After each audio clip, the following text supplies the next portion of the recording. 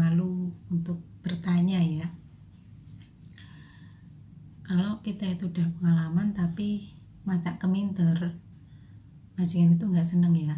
Justru kita itu macak goblok, macak melas, majikan itu akan luluh ya sama kita itu. Terus saya ngomong sama majikan, saya juga suruh majikan itu untuk pegang benjolan saya itu ya.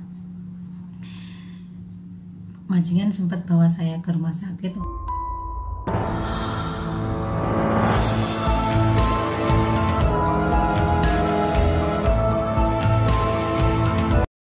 Halo semuanya, assalamualaikum warahmatullahi wabarakatuh. Ketemu lagi bersama saya Zahra 88 Channel.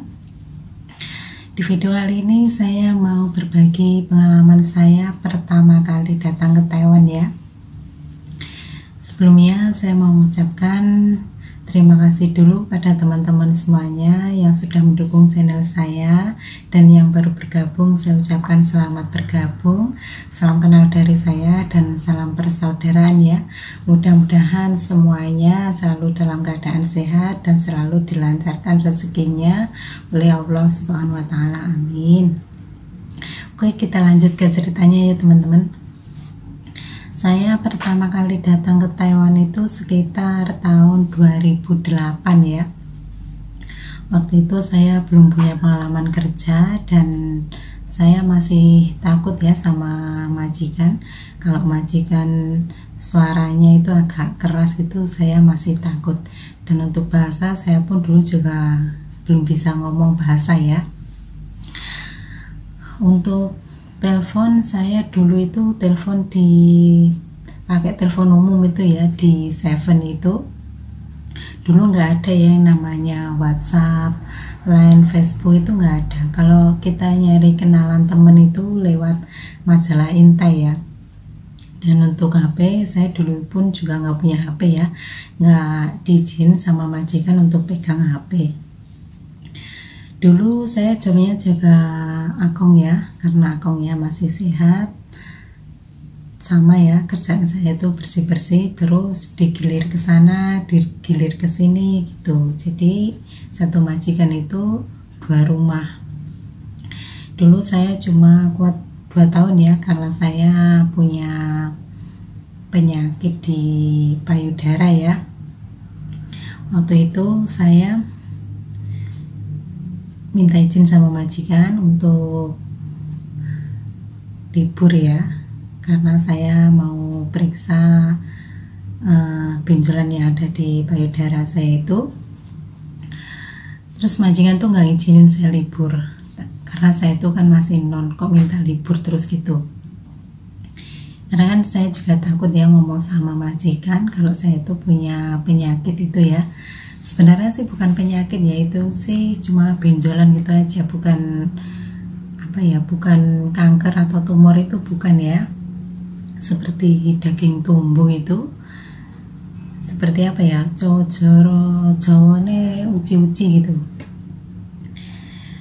Terus saya ngomong sama majikan, saya juga suruh majikan itu untuk pegang benjolan saya itu ya. Majikan sempat bawa saya ke rumah sakit untuk diperiksakan ya. Terus karena mungkin majikan itu takut ya saya kenapa-kenapa, jadi saya itu dipulangkan ya sama majikan.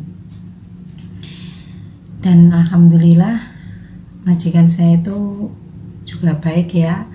Untuk tiket semuanya dibelikan sama majikan, dan majikan pun juga nggak backlist saya ya, karena saya pun di sana nggak bikin masalah. Setelah pulang dari Taiwan, saya menikah ya, ketemu jodoh saya. Terus saya datang lagi ke Taiwan kedua kalinya itu tahun 2015 itu saya datang ke Taiwan. Job saya jaga ama ya, tempat saya tinggal dulu di desa. Amanya masih itu ya, amanya lumpuh separuh, jalan nggak bisa kalau nggak dipapah ya. ya saya cuma tinggalnya sama ama dan majikan saya itu di samping rumah, itu rumahnya berdekatan, cuma di sebelahnya itu. Ya tiap hari saya sama ama itu nggak beli sayur, nggak kemana-mana, ya cuma ngajak amanya jalan-jalan, terus nganterin amanya sembayangan gitu. Kalau untuk beli sayur, majikan itu yang beli ya, terus mau masak apa dibelikan sama majikan. Di sana saya cuma 2 tahun ya, karena ama yang saya jaga itu meninggal, terus saya pindah. Ya seperti itulah resikonya teman-teman ya.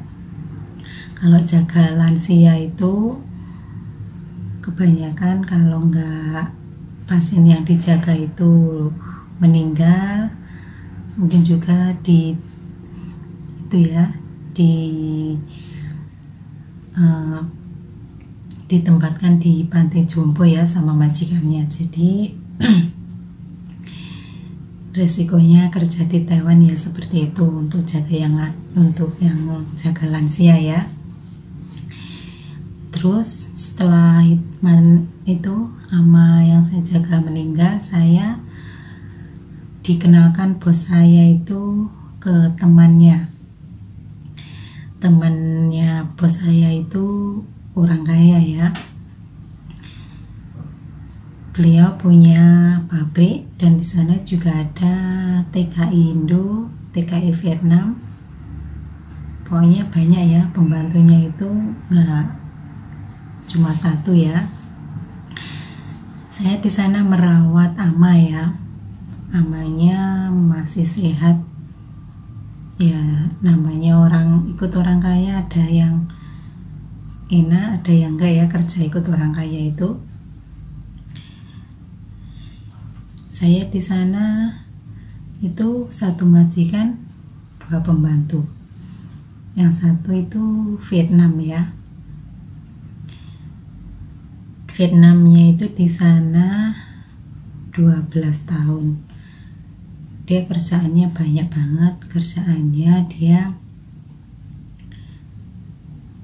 ngurusin pabrik ya, bersih-bersih pabrik. Terus setelah sore itu dia pulang ke rumah masak. Pokoknya terus kadang kalau hari Sabtu Minggu itu jobnya di sawah ya, di kebunnya bosnya itu. Ya, yang namanya di sana itu ada pembantu yang lebih lama ya, dan saya di sana baru. Yang pasti yang lebih lama itu lebih dihargai ya.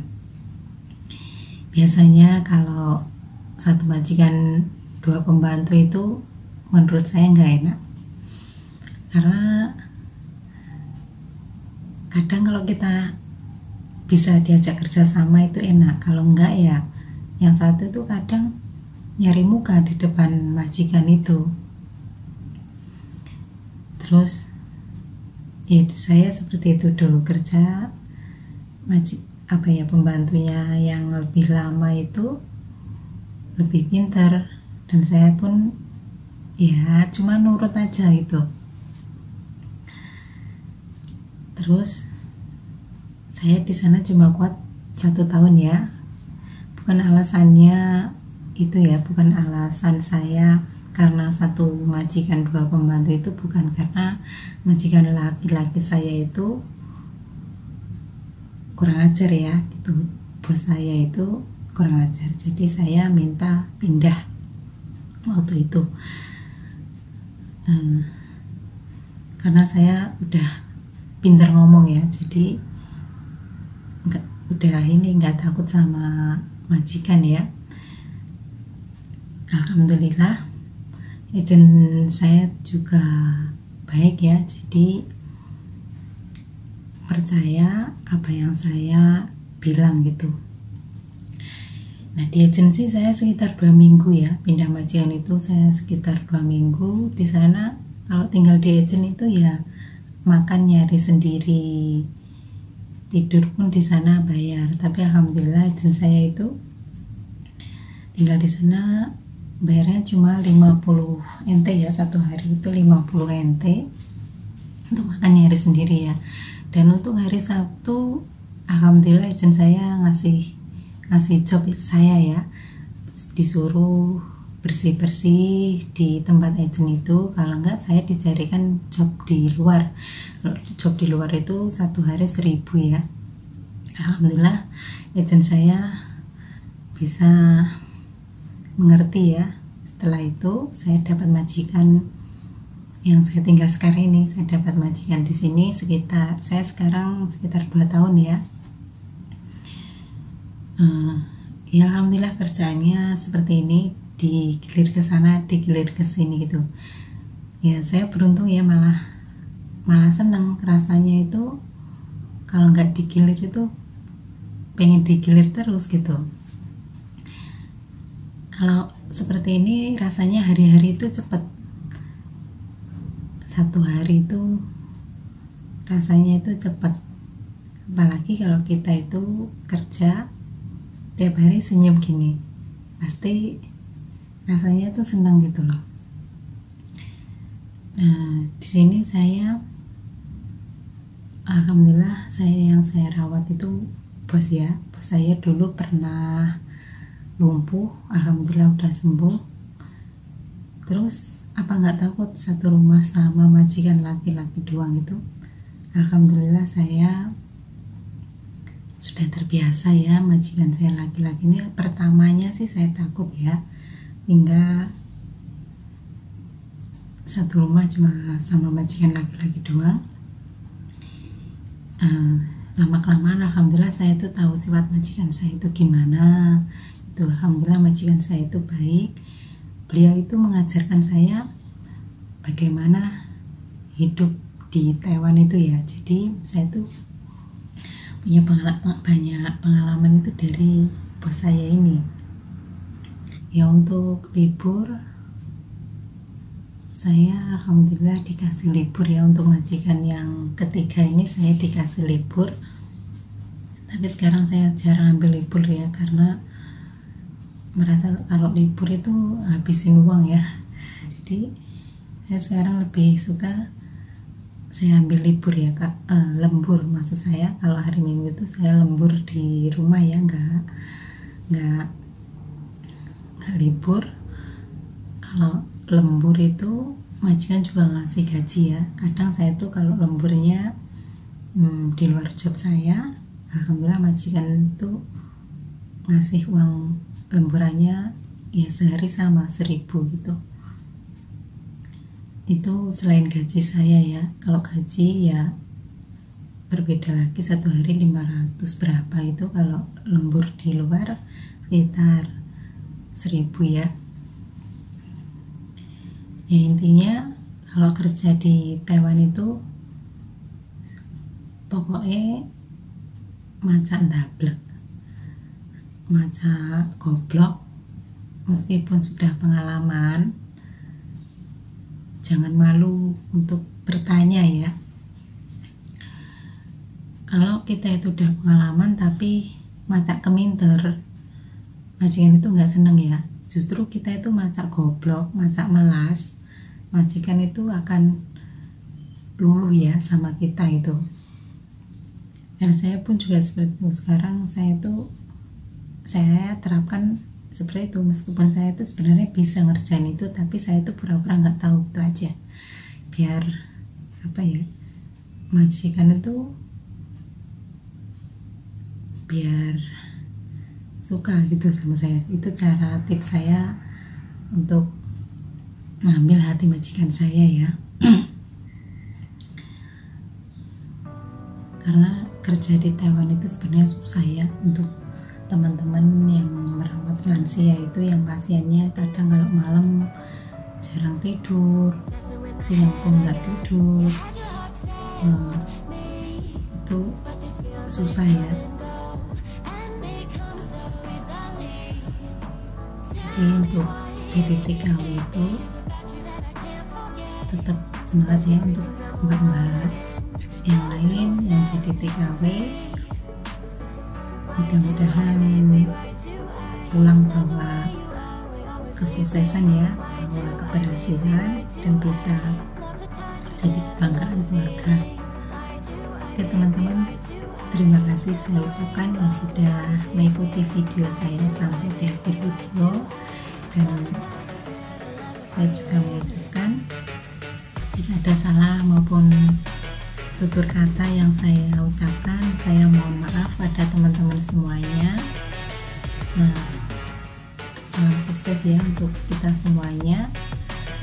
Sekian dulu, wassalamualaikum warahmatullahi wabarakatuh. Bye bye.